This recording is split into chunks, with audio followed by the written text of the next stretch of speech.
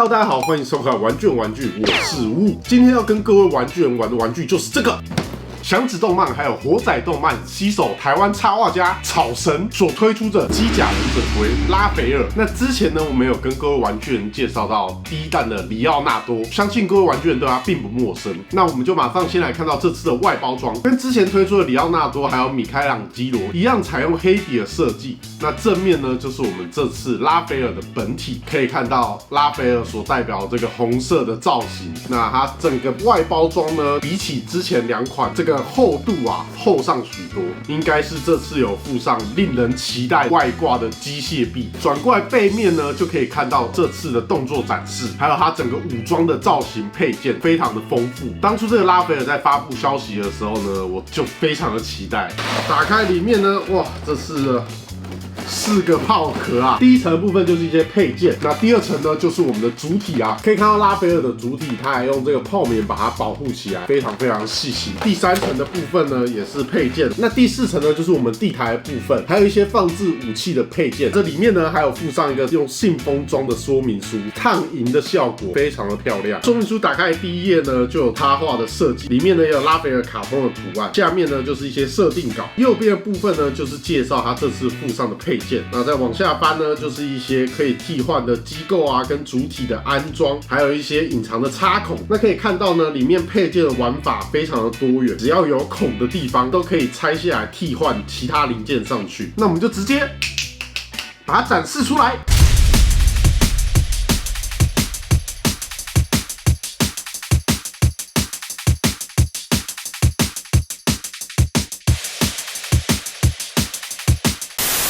首先呢，我们先来看到拉斐尔的本体，整体拿在手上这个分量感沉甸甸的手感可以说是这个机甲忍者龟的一大卖点。身上呢有大量的合金材质，可以说是用料完全不马虎。整体身体的造型呢，跟之前的里奥纳多还有米开朗基罗是差不多的。不过呢，在身上一些盔甲部分呢，都有做出些许的修改，在小细节上面呢，不会让人家觉得重复性太高。整体造型呢，都是采用雾面的涂装，搭配上一些金属的颜色去做点缀，质感非常的丰富。那拉斐尔呢，可以算是我童年最喜欢的忍者龟之一，因为它的代表色是红色嘛，在我那个年代，通常红色都是什么主角的颜色。身为老三的我，你们可能不知道，小时候的我是多向往担任红色的这个角色。那我们看到拉斐尔的头部也是有这个感应的发光机构，那它的感应器呢，就沿用了披萨，靠近之后呢，眼睛就会发光。这边有一点小可惜，因为在眼睛的部分呢，它的涂装是银色的，所以在发光的时候呢，看起来比较没有那么明显。但是呢，我还是觉得非常非常赞，毕竟披萨这个设计不管看几次，我个人都认为非常有趣。眼镜部分呢是戴了红色的护目镜，那这个护目镜呢有点像是 X 战警的史考特，感觉随时都会从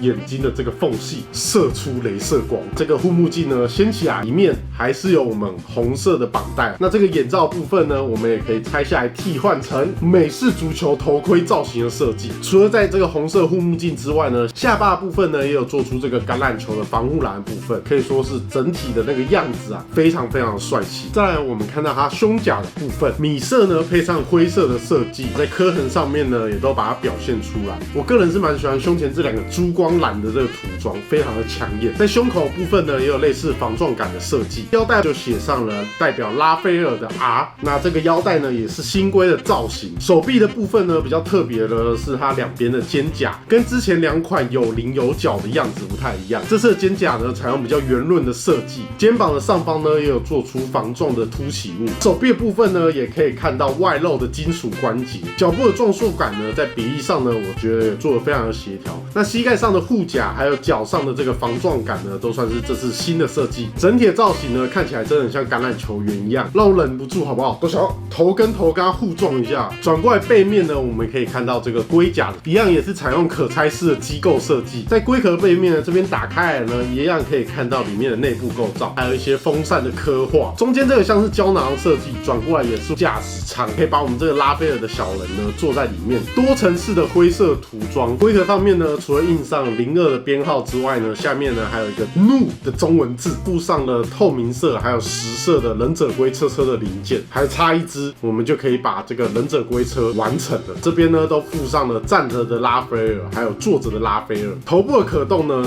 左右，然后往上抬跟往下压都是没有问题的。脖子这边呢也有做出这个拉伸的机构，肩膀可以平举超过90度，也有做出向前延伸的拉伸机构。弯曲的部分呢也可以超过90度。那手在弯曲的时候呢，后面的这个液压杆结构呢也可以清楚的看到它的作用。手腕部分呢可以旋转，在手指头部分呢都是做这种多节式的可动，腰部的可动左右是没有问题的。那前倾的部分呢，我们可以把它胸口这边拆起来，就可以做到一个比较大幅度的前倾。后仰部分呢是不太能往后的。脚部的可动呢可以达到劈腿的效果，往前抬呢可以将近90度，弯曲呢可以超过90度。腿部在弯曲的时候呢，也可以看到金属关节的摆动。脚掌的接地性呢，左右比较没有办法，但是前后都有一个不错的可动度。那脚趾头的部分呢，也做出了分开的可动。转过来背面呢，除了刚刚介绍的驾驶舱可以掀起来之外，旁边两边呢都有一些细微的展开机构，可以让整个龟甲呢都稍微的展开。接下来我们看到这次的重头戏配件。首先呢，我们先来看到拉斐尔的代表武器笔架叉，整体的样子呢是用这种电镀的涂装，材质上面呢也是合金的材质，敲起来的那个感觉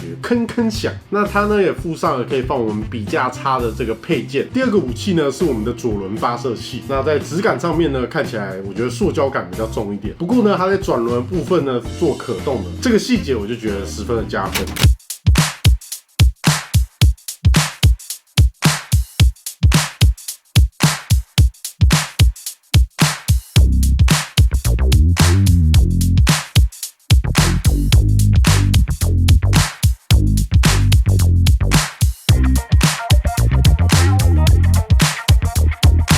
接下来看到这次我觉得还蛮不错的战斗巨爪，爪子部分呢是用银色的珠光涂装，那它也可以随意的调节爪子的角度。这个爪子的形象真的是有点太强烈了，金刚狼吧！拆掉手臂的背板呢，就可以把这个战斗巨爪装上去，可以看到整个比例非常的夸张。爪子的长度呢，在摆动作上面整个张力啊非常的足够。这个砖头呢也可以装上搭配的零件，装在手上变成武器。那它除了是砖头的样子呢，它也可以打开来变成有点像是风魔手里剑的样子，非常的帅气。这个推进器呢，也可以安装在这个背包的上面。那这两个呢是会发光的机构，它是光束炮，可以搭配我们的钻头，变成它的完全体形态。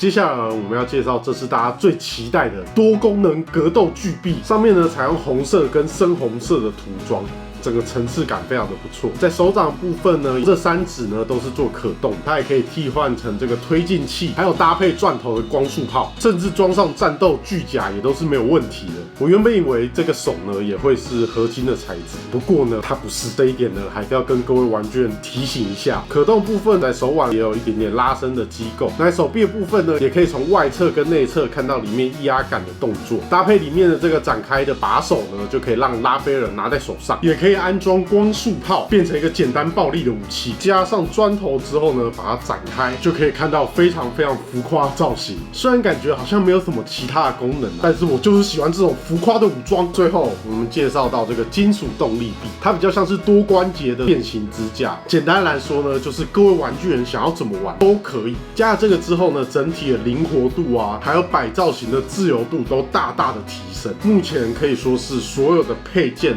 都装在了我们的拉斐尔身上。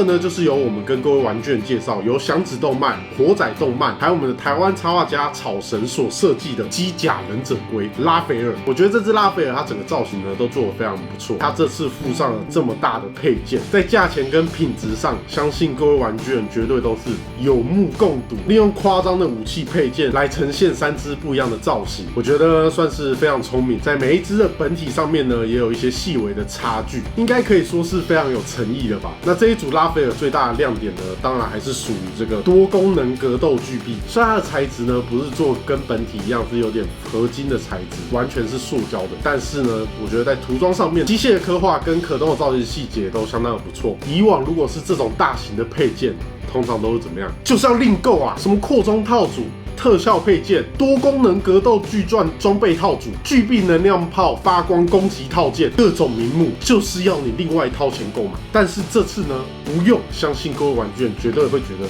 就甘心了。不知道各位玩具人对这只机甲忍者龟拉斐尔有什么想法？欢迎在下面留言让我们知道。追踪我们的 IG 上面有更多幕后花絮。喜欢这支影片记得分享出去给更多玩具人看。那玩具，我们下周再见，拜拜。